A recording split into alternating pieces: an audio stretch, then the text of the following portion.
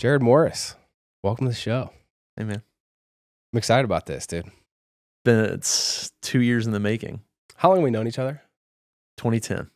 That's crazy, bro. 15 years. 15 years. Friends for 3 or 4 of those. Do you remember our first interaction?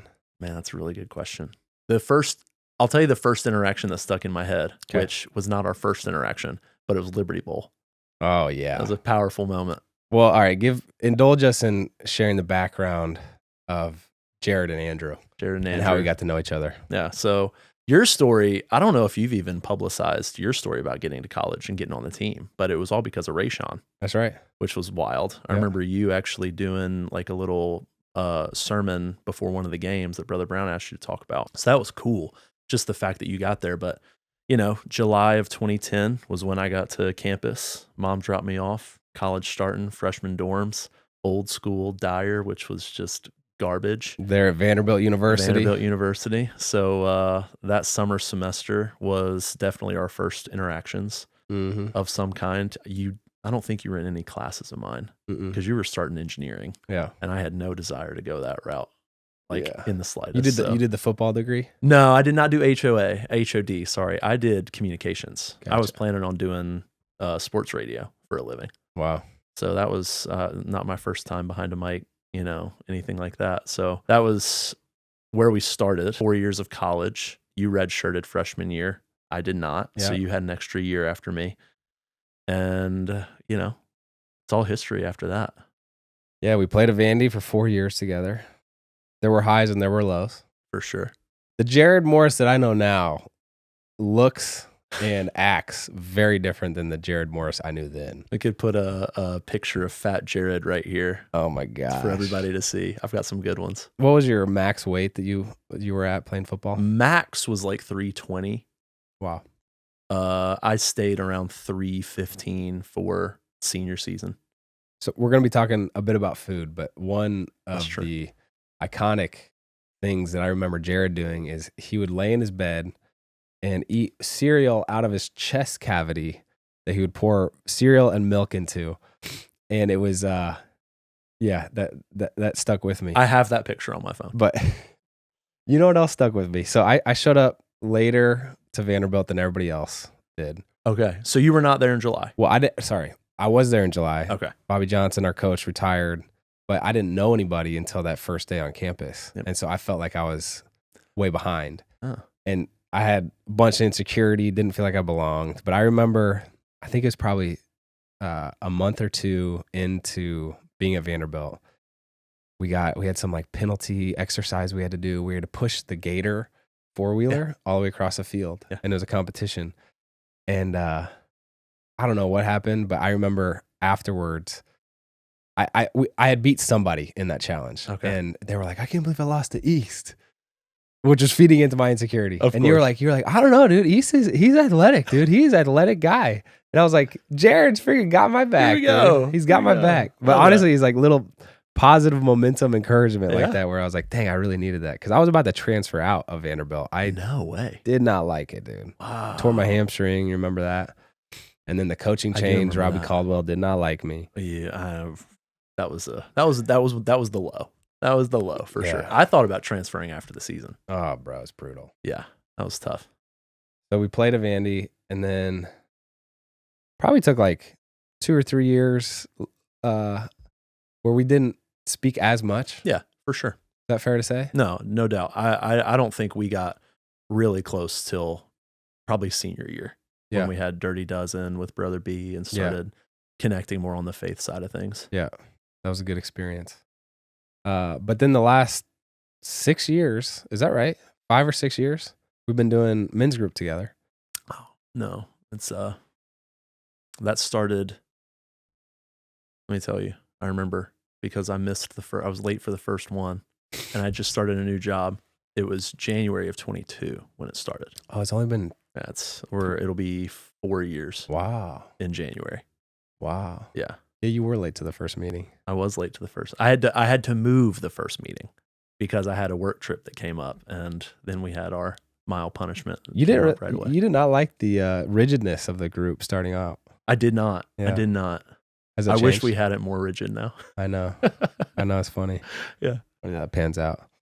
But we're here today to talk about your cookbook. You just wrote a book called Taste and See. It's a cookbook devotional. It is. Has that category existed before? It has. There are other taste and sees out there. Okay. So I didn't do any research on it before actually starting it. But now that I've searched online for my own book, there are others that come up.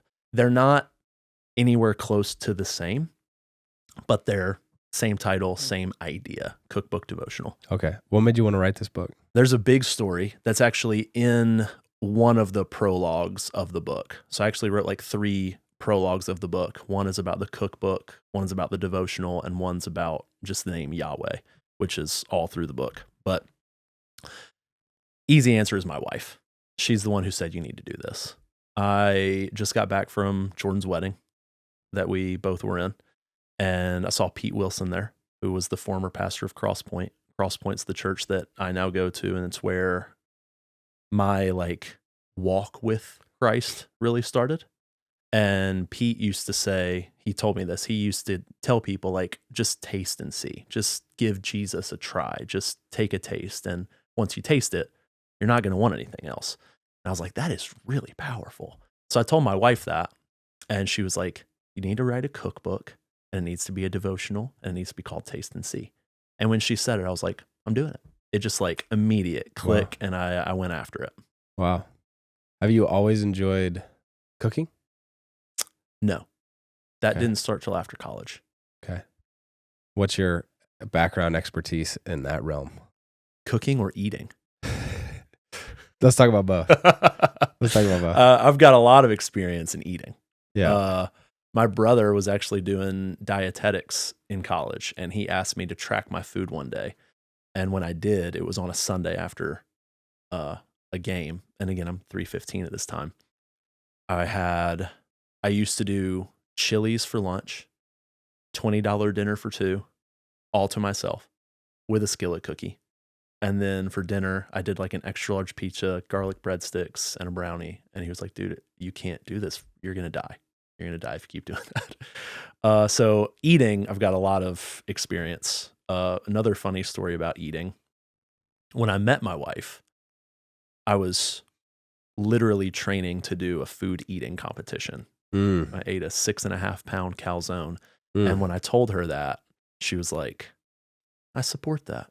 You should go for Elizabeth? She said, I support that. I was like, you're different. There's something different about you. So that was a cool thing. So I know eating a lot. I love eating. I love food. I was actually thinking about developing my taste buds to be a professional taster at some point, just because I love eating food and tasting things. But cooking didn't start till after college, mostly because I was on such a budget that I had to learn how to cook. I couldn't just keep eating out all the time. And I was losing a crazy amount of weight. And I got to the point where I liked cooking. And so, yeah, that's kind of where the origin of loving to cook happened. Well, after college, you worked for MetPro. And so you started scheduling meals, right? Well, that was not till 2017. We got out in 2014. So I developed my love for cooking before MetPro. That was probably where it really started getting crazy, though. But your knowledge about food, yes, for sure, got real strong. You're also a Yelp expert, is that right? Yelp Elite. Oh, my bad. All good. What is a Yelp Elite? Because this was news to me. So, this is a lot of what I talk about today is going to be my wife, because she has a lot of influence on me. She's the one that started that as well. She literally created my Yelp account for me, because when we were in our dating phase, she said, I can't talk about food today. I was like, what do you mean? She goes, we've literally talked about food every day when we've been on the phone for the last 3 days, and I just don't want to talk about it anymore. I was like, I didn't know that. Okay. Yeah. That's fine. So then she was like, I think you need a creative outlet for your thoughts on food. So here's your Yelp account. I was like, I don't really want to do that. But then we went to a restaurant in Sacramento, which is where she was living. And I did my first review, and I was like, that was really fun. I'm getting wild with this. So I did. I got wild with it, and I've been an elite since then. That was 2019. So wow. What is your relationship to food? Because you got up to 325, is that right? Mhm. And then you dropped down to 210. You would go through these crazy weight fluctuations, doing different diet schemes or different strategies. Sorry, not schemes, but different strategies. Yeah. And it does seem like a lot of your world is revolving around food, which is this iteration with the cookbook devotional is a Yep. very cool application of that. But how would you describe your relationship to food? It's actually a good question because I have felt at times that gluttony is a weak point for me. In that if I am sometimes upset or I need a little bit of time, I'll like go to the fridge. So that's probably the negative side of it because I love food. I love cooking. I love the smells. I love the taste. I love the textures. I love the combinations. One of our first restaurants that my wife and I went to here in Nashville was Etch. And I mean, appetizers, and this is something for everybody to think about. Like when you go to a nicer restaurant, appetizers are usually the absolute best things on the menu because they take more time to develop the flavor combinations and get more textures in there to make it a more cohesive bite. And that's just what I fall in love with.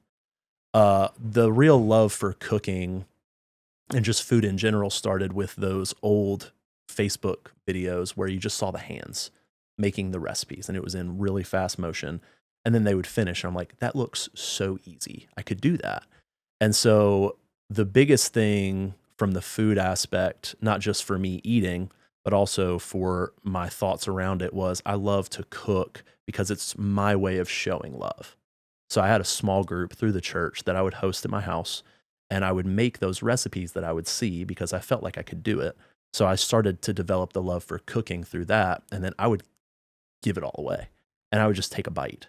I don't want to have a massive meal of this thing. I just want to taste it. I just want to try it. And after I taste it, I'm good. So like tapas restaurants are my jam because I can have 15 different things. You didn't really answer my question, I don't feel like.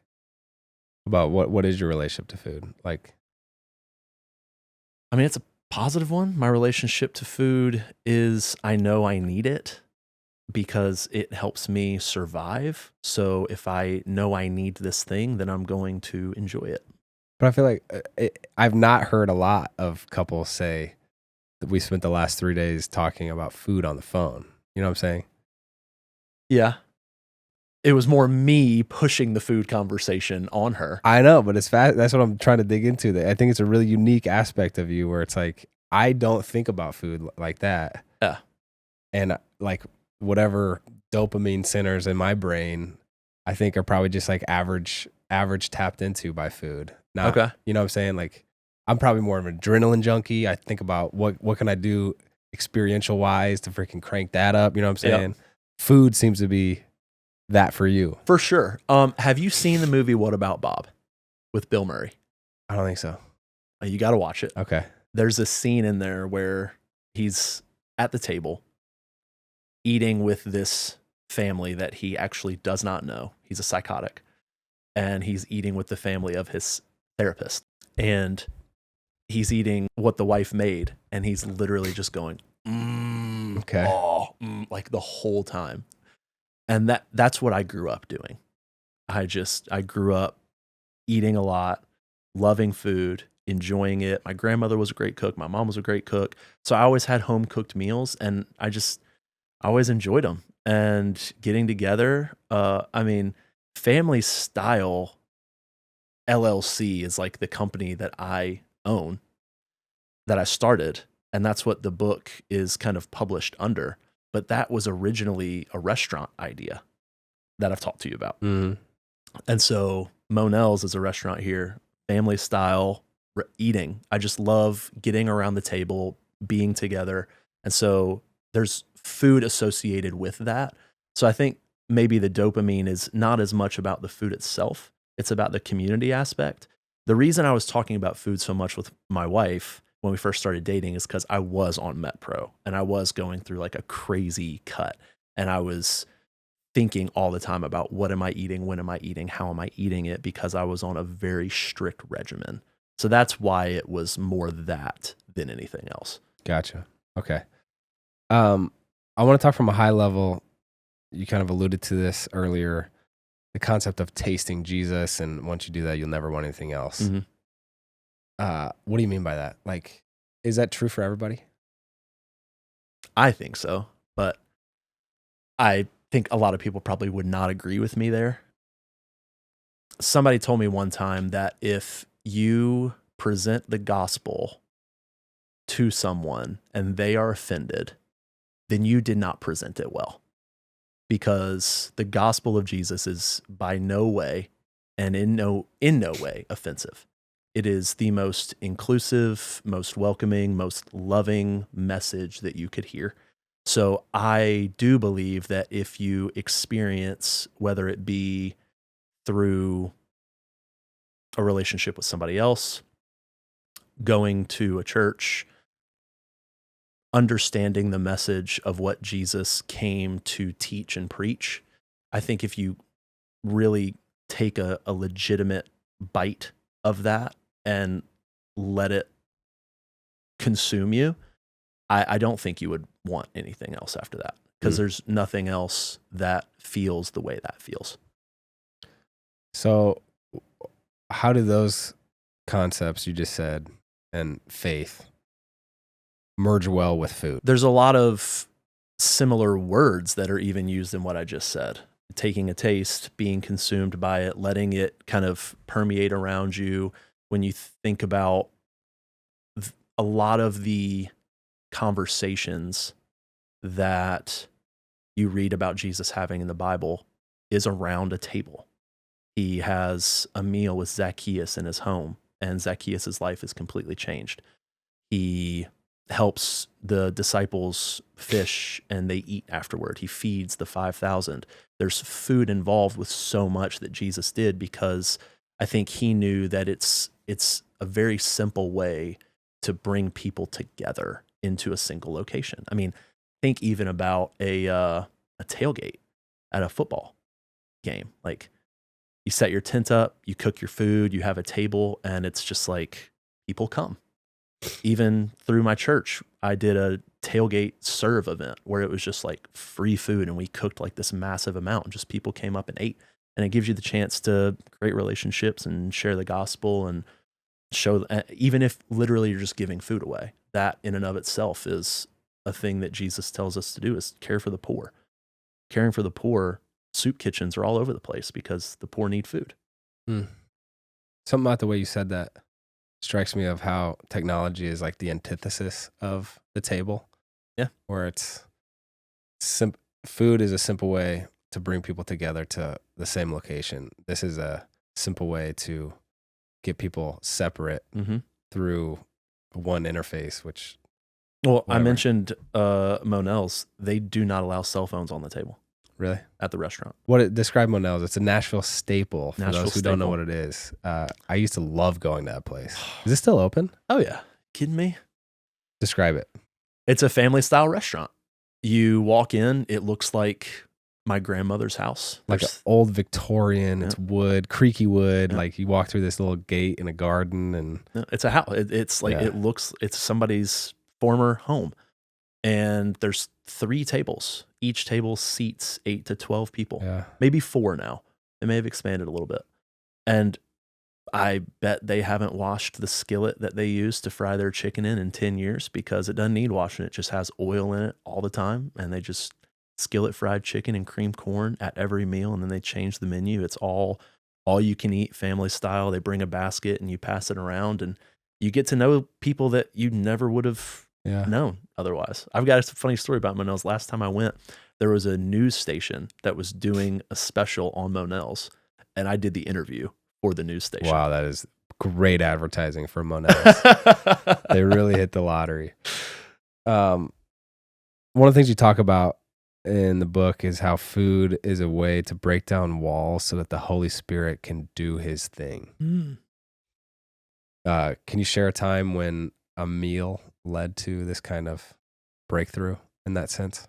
My small group is the first thing that comes to mind, because that is really the origin of where all this started. So I can be at times too strict and too legalistic about things. And we were in that small group going through a study that was literally called From Dust to Glory. It started in Genesis and it ended in Revelation. And we went through a new study every week of a pastor talking through the Bible and like understanding the story. And so one night, I randomly, like, I've got the whole group there and we're like almost ready to start, but everybody's taking a little longer to get set and we're already like 5 minutes late and I don't like being late. So I'm like, guys, like we got to get going. All of a sudden I see two people like sneak out. I'm like, what is going on? Like I open the door, where are y'all going? They're like, we don't want to have it tonight. We're going to get food and we're going to have a party, just us, and we're not doing a Bible study. And we were worried to tell you because we thought you would tell us no. So we just decided to sneak out and do it. I was like, let's do it. Like, don't be scared to tell me that. Like, and so I think for me, what that did was it allowed through the, going to get food and bringing it back and having us all in the same place. It allowed me to see that in myself, that it's okay to bend on things. And it's more about the people that are here than it is about the study that you're about to do. Interesting. That's good. You also, one thing I'm just curious about, this is slightly off track, but you mentioned Eden in the outreach email. You said the church is consistently missing in how they teach about Eden. Yes.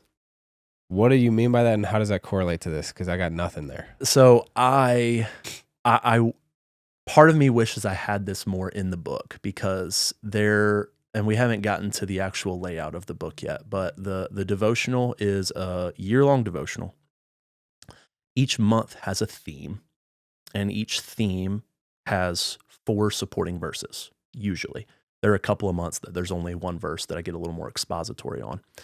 And then there's an accompanying recipe each week. So it's weekly for the entire year. There's 48 total weeks. One of the themes is sacrifice. And so in the sacrifice chapter, I allude to this, but I don't go deep into it. And I want to answer your question directly. But I have a question for you first. And this is more about where I feel like the church is missing. And I want to see what your thoughts are here. I think I've asked you this question before, though. What was the motivation for God kicking Adam and Eve out of the garden? Eden was a perfect place. Adam and Eve couldn't be there because they're imperfect. Why were they imperfect? They were hiding. Well, they had sinned. Yes. They ate of the fruit. So Yes. Because they ate of the fruit and they sinned, they got kicked out. When you think about the heart posture there, the heart posture of God there feels judgmental. It feels like, I'm up here, you're down here, you messed up, so you have to go. The Bible in no way talks about that being what God felt in that moment. What the Bible says is God, after Adam and Eve sin, has a conversation with himself, Holy Spirit, Jesus, Trinity, talking, and he writes this down and he says, man has now separated himself from us. And I'm paraphrasing, but basically, man has separated himself from us because he's no longer righteous and holy. So if we allow man to stay in the garden and man eats of the tree of life, then he can never come back, because now he will live forever, but he's going to be separate from us. That is a very different message than what you just told me, because that message is love. That's the heart posture of God. And that's why I feel like what I grew up with in the Southern Baptist community was exactly what you said. You messed up, you're wrong, you have to go. And when kids grow up with a thought process of, oh, well, God's just this guy who's going to punish me every time I mess up, it changes the mindset that you have toward this God that just loves you more than anything in the world. Because what he had to do was kick them out to end up making a way for them to be able to come back. And that's what Jesus is. And that's what I feel like the church that I grew up in, and what almost everybody I've asked that question to tells me, is that it was judgment. And that's just not the case. The Bible does not back that up. Is there a judgment aspect of it? Yes. God is perfectly just and God is love. But what the Bible has first for who God is and what his motivation was love. And that's what I think a lot of people are missing, and why I think so many people have a hard time with Christianity is because they think it's just the set of rules that tells you what you can and cannot do. And that's not the God that I serve and that I know. So concepts like that are chapters in the book or takeaways in the devotional or what? Yeah. So there's a lot of stuff like that in the devotional. That piece is not specifically in there. The sacrifice chapter, where I emphasize the word love, like God kicked them out because of love. I emphasize the word, but I don't go into detail, is actually the reason it's in the sacrifice chapter, is because this is something that hit me later in life. The first ever sacrifice in the Bible was God sacrificing one of his own perfect animals that he had just created to cover Adam and Eve with the skins. That was God doing that. So it's a really amazing foreshadowing to God giving himself up for us to cover our sins. And usually when people talk about what's the first sacrifice that you see in the Bible, it's Noah creating an altar on the mountain after the flood. But that one's kind of hidden in there, which I think is really cool. So there's a lot of that where it's like, there are even times where I get into the Greek words that are used and the definitions of them to help people understand what the verses are actually saying. By the way, it's fun. The different versions of Jared that I've come to know, and this version of Jared very much thinks about these questions and topics all the time. Like, why did God have to send Adam and Eve out of Eden? You know, it's not questions that I honestly naturally come by. So it's kind of cool to see your thought process behind that. But I want to talk about your theological background. And I know you're in school right now. So because I feel like that's a big piece of this. Since this is a devotional, it's like, well, what's the theology behind it? And what's the God that we're talking about, you know? Yeah. So share about that from your end. Well, the church I go to is considered a non-denominational church. I've heard terms from other churches called interdenominational. Basically, it's just, the focus is on Scripture and on Jesus and on the Bible. And I think with the multiple different denominations, it can be sometimes a little difficult to keep up with who believes what and why do they believe it.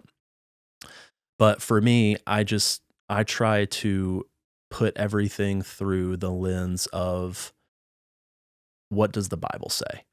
Because the Bible is the infallible word of God. It's where I go for absolute truth. And so I base my theological beliefs on what the Bible says. The Bible's not the only place that I go.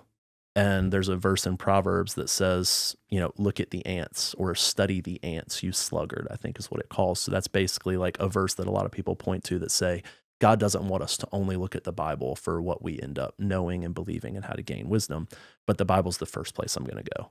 And it is the only thing that I go to determine what truth is.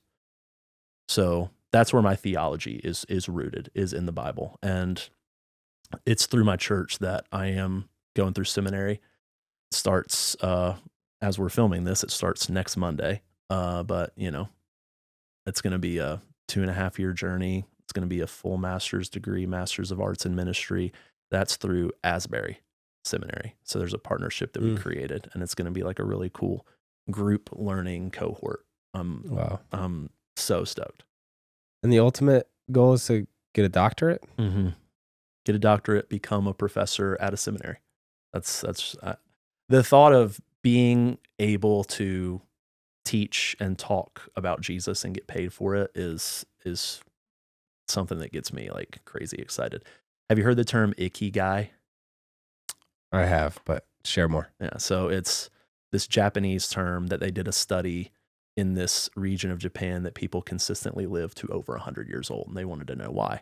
And ikigai is like their term for it. It's 4 things. It's something you love, something you're good at, something you can get paid for, and something that the world needs. If you can find one vocation that meets all 4 of those criteria, then that's your ikigai. That's your sweet spot. Our friend Walker, like, no doubt, that's what he's doing with his life. Our buddy Luke, I told him, like, dude, you are living this right now. My grandmother is turning 92 this year, and she still works because it's not work to her. She just loves it. Yeah. So that's why I want to do it. That's great. Okay. Let's talk about the book itself. How is this cookbook structure different than other cookbook structures? I talk about this first in my book because my hope is that people see the book as a cookbook who are not believers that could hopefully lead them to Jesus through some of the stuff they read. And so what I have learned, and this is just me in general, but I think our culture now and our generation as well is very much about efficiency. It's about simplicity, and it's about maximizing. When I used to, not even used to, when I go anywhere right now and I try to read a recipe, you've got ingredients on one side and instructions on the other. And it bugs me because when I'm reading the instructions, I have to go back to the ingredients to figure out how much of the ingredient I need.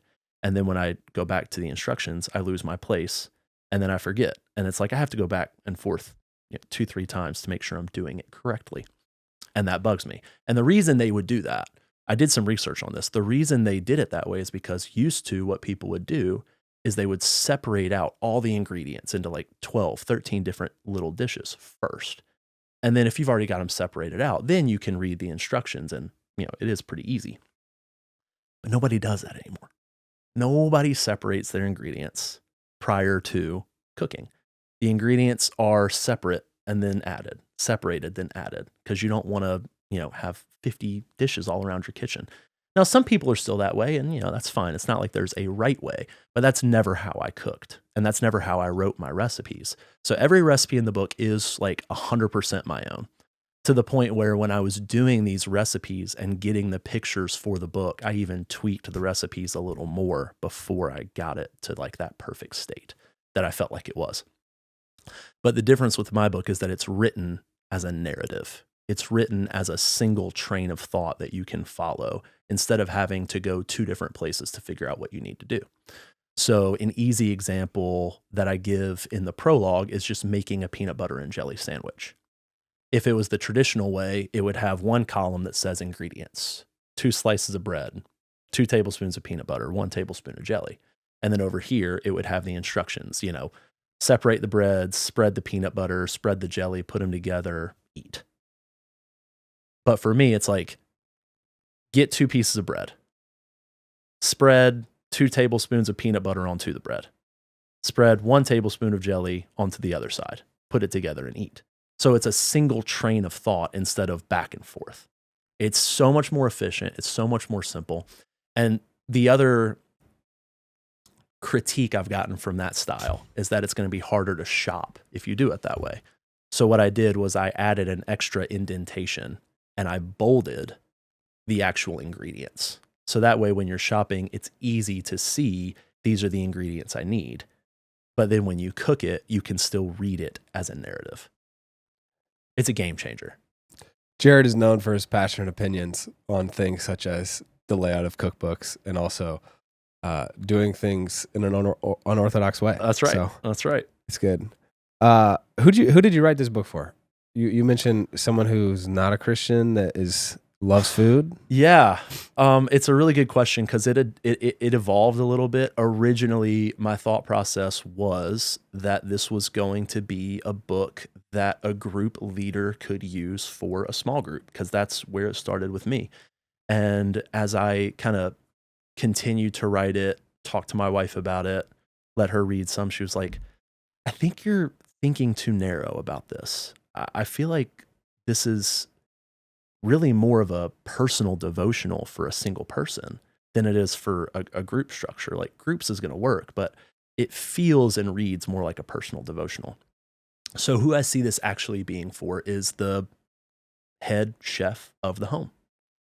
And it's probably going to start with, hopefully a large group of people that are believers that see this book and understand what taste and see is. And the cover is like a beautiful communion display where it's got the unleavened bread and it's got the cup of wine. So it's the photography was hands down the thing that sold this book to the publisher. Like, there's no doubt in my mind when they saw the photos, they were like, this is legit.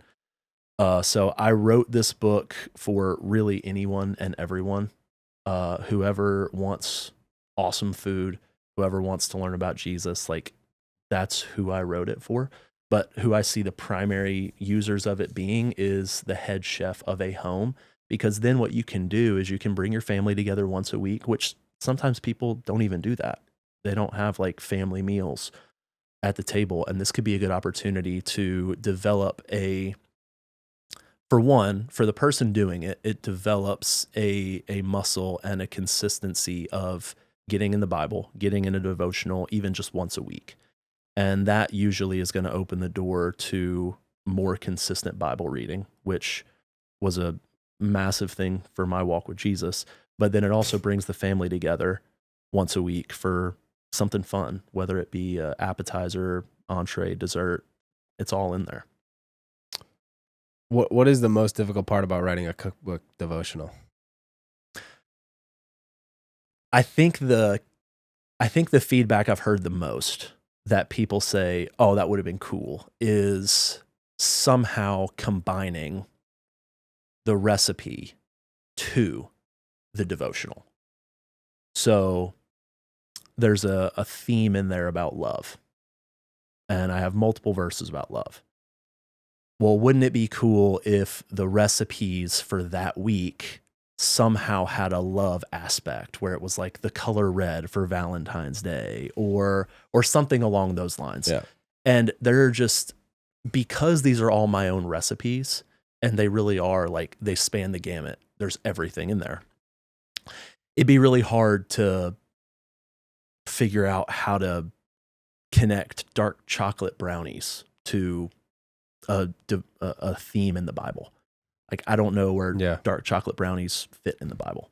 How many recipes are there in the book? 48. And it's not a specific style food?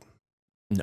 What would you say the food that you enjoy eating the most is? And maybe that'll be an indication for the listeners. There's two. I'm a baker is what I am. Okay. I love baking. There's nothing in there that is on the grill. Everything can be done with simple stuff. I don't have any like crazy contraptions that I use. The only thing that I tell people is going to be really important to need is a digital scale, because there are 4 different bread recipes, and bread has to be done by weight and with grams. And if you don't have a digital scale, it's just not going to work well. So love the breads and I love the desserts. I'm a dessert guy. The banana bread recipe is my grandmother's from my dad's side, and both of my uncles actually owned a bakery before. So I've got cooking in my blood all over the place. And they said they went through 100 different banana bread recipes. And my grandmother's was always the one that sold out the most. It was the best they ever tasted. And everybody I've ever talked to said my banana bread is the best. So the banana bread is the one that gets people. Would you say that's the recipe that has the deepest connection to it for you? Yes, because that's where my love for baking started. Baking is what I love to do the most because I love desserts so much. I'm a sweet tooth. When we're fortunate enough to have the Morses over for a potluck, dangerous. Jared's food is always killer. It's dangerous. Really good. Yeah. You mentioned that Yahweh is discussed a lot throughout the book. Why? Also, this is what I'm trying to pin down with the theology, like the way you view this stuff, like a devotional, Jesus calling, it's not talking about Yahweh much, or not talking about why did God kick Adam and Eve out of Eden. So why Yahweh? Yahweh is the actual name of God the Father. He gives that name to Moses. It's not the first time we hear it, but it's the first time he goes into his character. And there's a book that you and I both read called God Has a Name that he talks a lot about this, the character of God: compassionate, gracious, slow to anger, abounding in loyal love and faithfulness, maintaining love to thousands, forgiving wickedness, rebellion, and sin. But he does not leave the guilty unpunished. He brings the sins of the fathers on the children and their children to the third and fourth generation. So that is the character of Yahweh. That's who he is.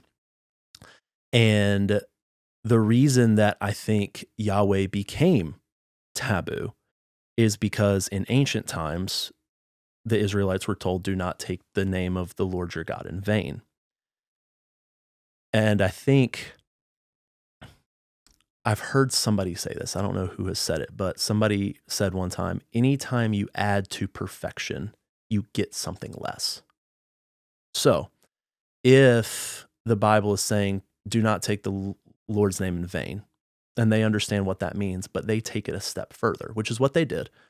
The Israelites at that time would never say the name Yahweh because they would be worried that they were going to take it in vain. And even if they were going to write the name Yahweh, they would wash their hands before and after because they were worried. God didn't tell them to do that. That was taking it too far, in my opinion. And I think what we lose out on by not knowing and not talking about Yahweh as a father is that there's a relational aspect to Christianity that is unlike any other religion, where Yahweh sends Jesus to earth to be our advocate and experience life as a human like us. And again, there's no other religion that does that. So he wants to be in communion with us. He wants to have a relationship with us. He wants to be close to us. And if in that we're worried to even speak his name because we think he's going to, strike us down dead, again, that's not the God that I know. That's not the God that I serve. And so it's not that I even talk about the name a lot in the devotional. I don't. But when I'm talking about God the Father, I don't say God. I just say Yahweh, because then that specifies exactly who I'm talking about, because you'll see this in the Bible as well. There are mention of other gods, but they're lowercase g's every time, and those are called Elohim. And that's something that I think a lot of people are becoming more open to and talking about. Our buddy has a podcast about it. The Bible Project is big on getting into some of these things. And so they've been a big push for me as well to really get more into my Bible literacy. But that's just what I warn people. It's not necessarily that I talk about it a lot. It's more about you're going to see YHWH all through this book. And when you see that, it's literally just my way of talking about God the Father, because his name is Yahweh. It just definitely is like an expert level, like fancy way. I feel like I'm not in modern era. You know what I'm saying? It's like if someone is praying and they say Jehovah Jireh or something, you're like, whoa. Well, not Jehovah. Yeah, right. Two different things. Okay, but I'm saying like that type of, wow, this is a fancy term of just talking about something that I am more familiar with. So why do you think this book is important culturally? I very much like what you said in the beginning. I don't know if you necessarily plan to say that, but I think there's more isolation now than there has been in a long time, ever, actually. There's a lot of scientific data to back up that people feel more lonely, more anxious, more depressed than ever before. And I think the amount of time that we are isolating ourselves in the time where we spend a lot of time on has had negative effects. I have no problem with social media. I never have. I've enjoyed it for, as long as I've had it, but it got to the point where I just felt like I was spending too much time focused on it for myself. And I've got a 3-year-old and a 1-year-old, and I didn't want to miss these years by scrolling on my phone. So I don't even really get on it anymore because I want to focus and be present with the people that I'm with.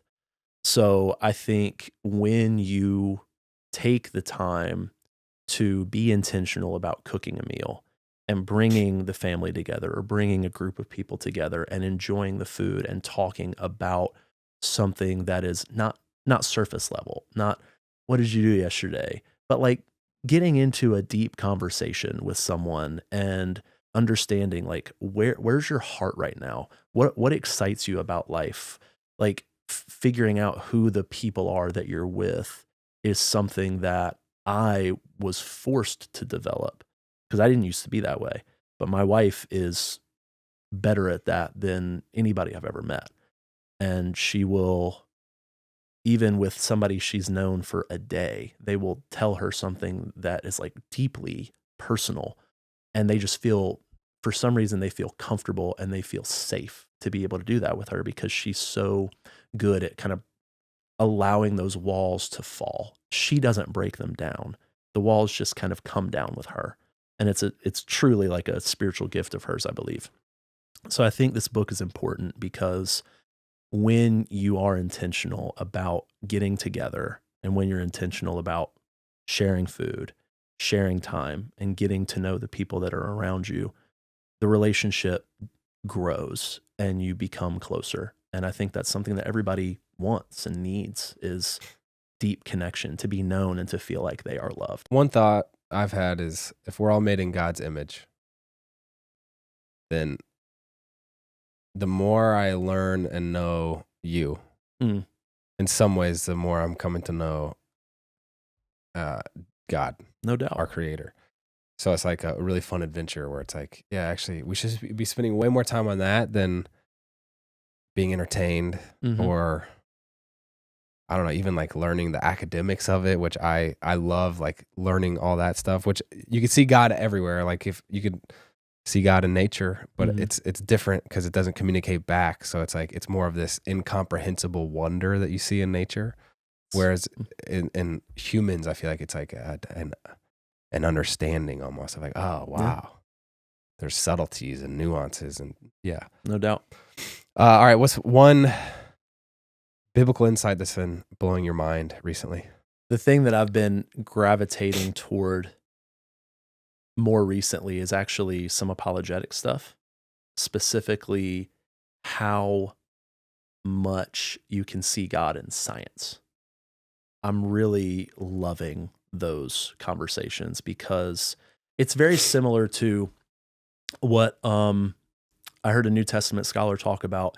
Every new finding that we have from ancient times that are manuscripts of either New Testament or Old Testament, it doesn't actually make the Bible less clear. It makes it more clear. And so what I think is happening with the advances that we're having in technology and with science is that the clarity of there being a God, a creator, is becoming clearer now because of what we know about the universe and because of what we know about the earth. There's you know hundreds of different ways to take this. You could look at the DNA chain, which we now know is not random, but it's like a very complex, specific code in DNA that has to be exact for it to develop the type of protein that it is. And the fine tuning of the gravitational pull. There's so many different ways to look at our universe and see, even if you don't believe that it's, the God of the Bible, to say that there's not a creator is becoming more and more difficult. And I really enjoy learning about those things because the Bible doesn't get into detail about all of that, but God can be seen in it. So I love it. I'm trying to think how much I agree with what you just said. It's becoming harder and harder to not see that there's a creator, because I think there's like two types of people in this world: the people that believe there's a creator or not. Yeah. And it's like, if you seek, then you will find. It's not find and then you're starting your journey. You know what I'm saying? It's like you have to make the choice, and not everybody does. So you're right. Once you do, then everything becomes clear. Well, so maybe an easier example is however many years ago. I don't have a number in mind, but there was a time where part of the pushback on Christianity was just arguing that Jesus didn't actually exist. This is just made up. It's just a fairy tale. Well, if somebody nowadays has the thought or the belief that Jesus was not a real person, then basically what that tells me is that you just haven't actually spent the time to try to figure out if Jesus was a real person or not. Because if you take the time and you actually do even a little bit of research, you will know without a shadow of a doubt that Jesus was a real person. And that is something that has come from advances in technology and has come from more and more people doing more and more research about who this person was. So that's why I said, like, you're right. Seek and you will find. There's never been somebody who has gone about trying to disprove the Bible and succeeded.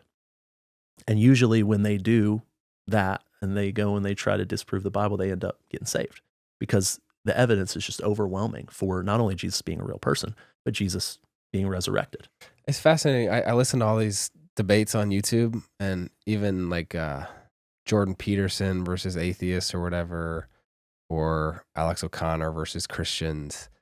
And it's like it's kind of pointless because they're not even talking about the same, they're not having the same conversation. It's like you're pinpointing all these different things, but at the end of the day, it's like, okay, you just don't believe that. Okay. And I do believe that.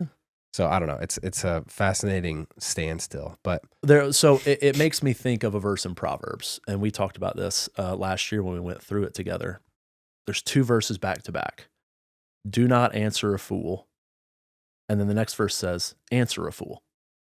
And not to say that any of those people are fools. That's just literally what the Bible says. And so what do you do with that? Like, what do you do with 2 verses back to back that basically are contradicting each other? Like one verse says, answer this person. One verse says, don't answer this person. Well, you just have to have discernment. You have to have wisdom. And that's where Holy Spirit comes in, because Holy Spirit living inside of us is part of what gives us the wisdom and discernment to know how to communicate, how to have a conversation with someone. So if I'm talking to someone and they say they don't believe Jesus is a real person, then that lets me know not only where they are, but it also helps me to know whether or not it's even worth getting into a conversation to try to convince them otherwise. Because like you said, you're either going to believe or you're not. right. That's why. And just the idea of convincing to me is not even applicable. It's not applicable. There's no convincing. It's not for me. It's not for me to try to convince you. Yeah. What our job is to plant seeds. We are not the ones who water them. We are not the ones who make them grow. But the more we plant, the more of a harvest the kingdom will have. All right. Some quick questions. What recipe in the book have you made the most? Banana bread. Okay. What is your go-to meal that you often eat? Just in general or in the book? In general. Ooh, don't ask me that. You don't have a standard? Oh, I do, but it's weird. Okay. Microwaved egg whites and oats. Okay. Classic. Favorite Bible character besides Jesus? Ooh. First one that came to mind was Elijah just now. I don't know why, but that's what popped into my head first. That's what I'm going to say. What would you feed Elijah if you had the chance to feed him a meal? I'm trying to remember what the ravens fed Elijah. And I don't remember. I think it was like seeds. So I'd want to get birds, ravens? Yeah, ravens fed Elijah. Wow. I would probably want to get him something sweet because he stayed in the wilderness a lot and he ate probably very bland foods. Like I'm thinking about his food basically being like manna. So I would want to feed him something sweet. I'd want to give him like a cheesecake or some brownies. Like again, I'm a sweets guy, so that's what I'm gonna gravitate toward. So I did a 4-day fast. Yeah, you're fasting right now. I know. Yeah. It is, and then when Sean and I did this show in Morocco for 10 days, it was the most bland food. And like, also you got dirt in your mouth and all you want is like something fresh to wash it down with. And then followed up with something tasty. And we would have carrot soup that was unseasoned or like eggs. There is something about food where you're like, oh, it is so taken for granted. And it is also so wonderful when done well. It's hard to beat it. You're eating a meal in heaven. What's on the table? So what's on the table is probably the same answer I would give for the last meal I would ever eat. Okay. Because that would be just the feeling of home. It would be my grandmother's spinach with her mashed potatoes, a perfectly cooked steak, and then my uncle's cheesecake. Sounds delicious. What do you hope one takeaway someone has after reading your book is? I talked about this in the book, but I hope that people see how much of what the Bible teaches and who the God we serve is, I hope that they see love, because that's what it all comes back to. There's only one question that Jesus answered the Pharisees directly. What's the greatest commandment? Love the Lord your God and love your neighbor as yourself. And it was truly fascinating to me. Like, this book is what started my journey to seminary, no doubt about it. And it blew my mind how easily you could look at any one of these 12 themes and bring it back to just love your neighbor. And where it starts for me is slowing down, which, that has had a profound impact on my life, is just trying to be slower. But if I take an extra 3 seconds, 2 seconds, 1 second before I respond to someone, I will show more love than if I am just quick and I react. And when you think, if I was that person, how would I want them to reply to me in this situation? Everything becomes so much more simple. Everything. It's powerful. It really is powerful to just focus on loving everyone around you, because, like you said, everyone is made in the image of God. And anytime we sin against a person, we're also basically sinning against a child of God. And if somebody does something wrong to my kids, I'm not going to get happy. So God's not happy anytime that happens. So the more and more we can just show love to one another. And here's what I think. I hope when people hear me say show love, it doesn't mean agree. It doesn't mean even, agree is the best word. It doesn't mean agree, but it does mean be respectful and be kind. You can disagree and still be friends. You can disagree and still show love to that person in the disagreement. But it's never okay to not be loving to your neighbor. It is okay to disagree. It's not okay to not be loving. What's one fear or insecurity you have around this book being in the public, out in the wild? There is one piece of the devotional that I talk about my dad. And I hope that when people read that, they don't feel like it's me bashing my dad, because it's not. I am actually very clear in the book that I am not trying to bash my father, but I do use him as an example for something not to do. So I don't want that to be misconstrued. You have any closing thoughts? Thank you. This has been really fun. I've enjoyed every second of it. I started the journey because I felt like it was me saying yes to what I felt like God was putting on my heart. And so my closing thought would be, just say yes to God. Like that is, you will be amazed at what, I haven't told you this yet, but I got baptized on Sunday. Wow, dude, congrats. And I mean, it's just saying a simple yes is really powerful when you feel like this is something that I really believe God is telling me to do. If you say yes, it'll work out. Oh, well done. Congrats on writing a book, bro. Thanks, man. I appreciate it. It's real fun. Though we all had rough edges 15 years ago. I think we've refined a little bit. Yeah. And if you listening want to find out more about Jared or check out where to buy Taste and See, we'll link that in the show notes down below. But this was fun. Thanks for the time, dude. Thanks, man. I appreciate it.